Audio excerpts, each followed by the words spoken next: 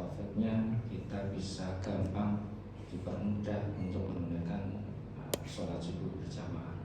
Tidak sembarangan orang bisa menunaikan di pagi hari yang cerah ini, karena atas dasar tentunya petunjuk dari Allah Subhanahu wa Ta'ala.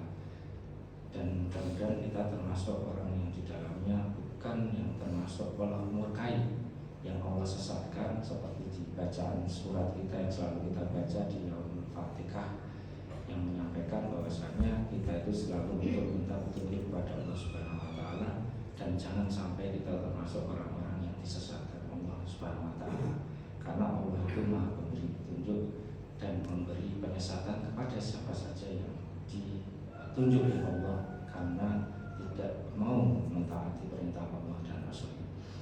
Hadirin yang dirahmati Allah Subhanahu wa Ta'ala, sebelum kita melangkah lebih lanjut untuk pada pagi hari ini atau KSP ini, kita awali terlebih dahulu dengan bacaan basmalah bersama-sama. Bismillahirrahmanirrahim. Hadirin yang insyaallah dirahmati Allah Subhanahu wa Ta'ala, hari ini sering teman-teman atau ustadz yang selalu mengisi di mimbar ini selalu untuk mengajak kebaikan dan kebenaran, yaitu selalu untuk beramar ma'ruf nahi munkar di hadapan Allah Subhanahu wa Ta'ala pada sesamanya.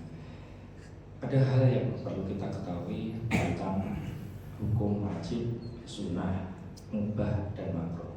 Tapi dalam sholat ini kita sampaikan ada beberapa yang dimakruhkan dalam sholat yang perlu kita ketahui sehingga sholat kita itu menjadi sempurna.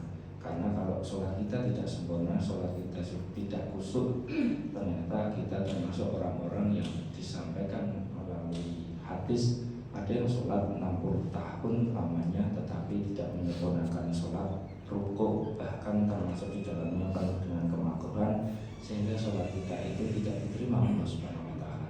Apa saja yang termasuk yang dimakruhkan dalam sholat? Yang pertama adalah ketika seseorang ketika sholat itu sering menoleh-noleh.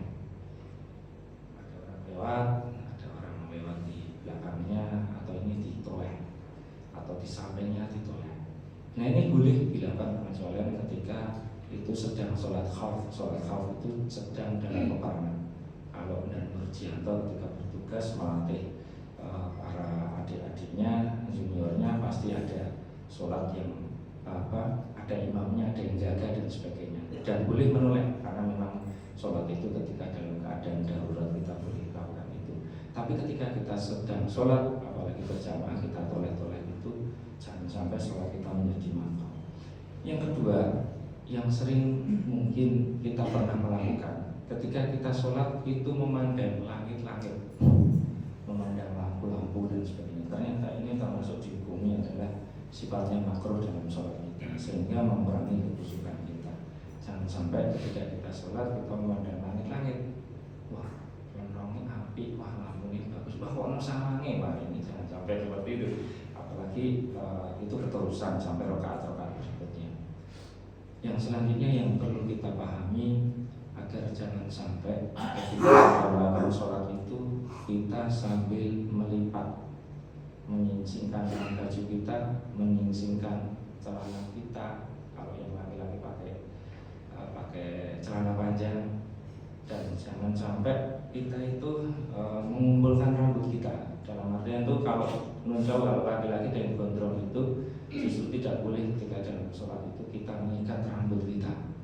Nah, ini ternyata disunahkan oleh baginda Rasulullah SAW, bahwasanya ketika yang seseorang sedang sholat pun ketika kita pakai baju lengan panjang, jangan sampai kita cincingkan atau kita lipat separuh di situ, ternyata tidak diperkenankan menurut hadis itu. Dan juga ketika di bawah itu kakinya kita kok ada yang dilipat. Ketika sholat itu juga tidak boleh dilipat celana kita. Kalau di dalam bukunya Ustadz Syakir Jamaluddin disebutkan bahwasanya sholat jangan sampai isbat. Tetapi yang dimaksud di situ kalau di versinya bukunya beliau, yang terpenting isbat nggak apa-apa kata beliau, tapi dalam bukunya yang penting adalah tidak sombong. Tapi di kalimat berikutnya disampaikan yang penting lebih baik berhati-hati. Nah, ini makanya kita jangan sampai ketika sholat kalau celana kita panjang banget terus kita tekuk-tekuk, ternyata itu menjadikan sholat kita itu makruh. Biarkan apa saja, apa adanya, karena baju itu sesuai dengan fitrahnya, dia luruskan dan sebagainya. Tetapi ada permasalahan ketika kalau ibu-ibu pakai bawahan termasuk rok dan sebagainya, boleh itu ada ikatan, boleh ada lipatan, termasuk sarung di dalam ini dilipat boleh. Tapi yang di bawah di ujung-ujung itu ternyata tidak diperkenankan. Hadirin yang dirahmati Allah Subhanahu wa taala. Yang selanjutnya adalah sholat itu menjadi makruh ketika kita itu misalnya di tengah malam atau malam ya, di malam hari, di pas sholat isya ataupun sholat-sholat yang lain. Di sini disebutkan ketika tersaji makanan. Makanan itu sudah tersaji sedangkan kita juga merasa lapar. Apa yang kita lakukan? Apakah kita mengikuti sholat jamaah? Ternyata di situ di dalam hadis tidak ada sholat ketika ada makanan tersaji. Artinya tidak ada sholat terus kita orang sholat, enggak. Kita ternyata disunahkan untuk kita makan dahulu. Di dalam hadis disebutkan makanan sampai habis. Di dalam hadis Bukhari Muslim. Karena jangan sampai ketika kita sholat itu perutnya itu keroncongan. Orang yang keroncongan tapi dangdutan. Nah, ini tapi ya jangan sampai terdengar betulan. Tapi intinya jangan sampai perut kita kosong sehingga sholat kita tidak khusyuk, sehingga kita memikirkan makanan yang bisa tersaji tadi. Wah, makamanku digondol kucing enggak ya, dan sebagainya. Wah, makamanku piye dan sebagainya. Sedangkan perutnya masih kosong. Nah, itu dianjurkan kita untuk menyantap makanan itu. Bagaimana dengan penilaian orang? Ya sudah, tidak apa-apa kok, orang sholat telat. Tapi ternyata ada uzur yang harus dilakukan dan itu lebih utama. Bapak Ibu yang dirahmati Allah Subhanahu wa taala. Dan selanjutnya adalah sholat dalam keadaan menahan apa Bapak Ibu? Menahan sesuatu yang masuk dan keluar. Dalam hal ini ketika kita itu tadi mau makan karena memang ada makanan yang tersaji dan kita dalam keadaan lapar, itu harus dilakukan. Yang selanjutnya adalah menahan yang keluar. Keluar itu termasuk ketika kita dalam sholat tidak boleh menahan kencing. Menahan kencing dan menahan buang air besar. Nah ini tidak boleh dilakukan. Kalau memang kita menahan kencing, kalau kita menahan kentut, termasuk di dalamnya kentut itu monggo dilepaskan mawon. Hajatnya itu dikeluarkan dulu. Jangan sampai ketika kita sholat masih menahan kencing, masih menahan buang air besar, termasuk kentut. Anak kentut, ya nggak apa-apa, udah wudhu.